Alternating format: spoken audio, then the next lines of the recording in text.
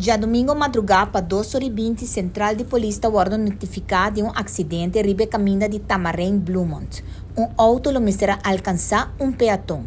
Na chegada da patrulha de polícia, também topa com uma mulher riba caminho que não está reaccionando. Está pedindo ambulância com máxima urgência.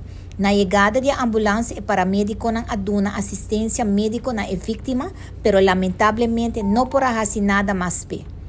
Dr. Voskel está constatado morto de Jennifer Janely Vrolijk, nascida 28 de abril de 1999, de 25 anos de idade, na Aruba.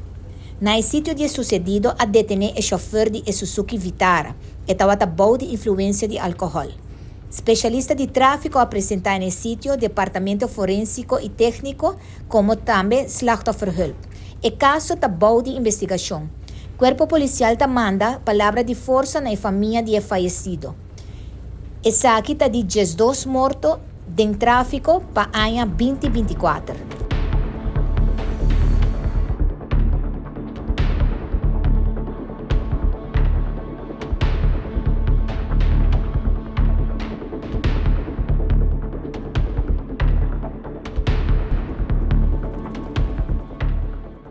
Já luna mainta para mais ou menos 10h30, Central de Polícia está notificada de um acidente sério que toma lugar arriba caminho de Santa Cruz na altura de Brug de Canachito.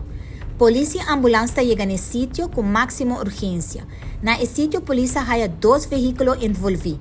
Se trata de um Hyundai Getz color corá, que de uma ou outra maneira vai em sua direção contrária e a dar frontal de um auto GMC color branco. A ambulância faz o máximo esforço para ajudar a vítima de Hyundai Getz color corá, pero muito mais não porá fazer.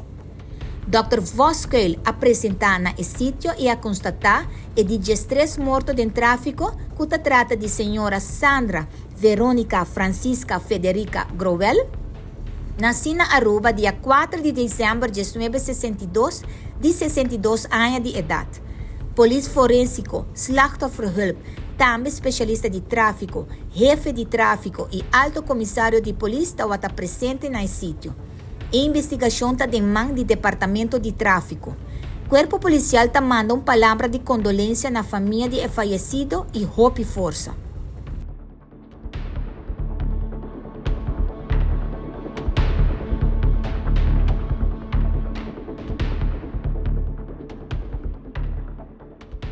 Já luna mainta pouco promeco desdosor a detener o chofer de hit and run de acidente fatal que a toma lugar dia 2 de dezembro na Posto Chiquito diante de Reihin. Se trata de sospechoso SRJT, nascido na Aruba de 24 anos. Polícia de tráfico atrai incansavelmente para resolver o caso de hit and run.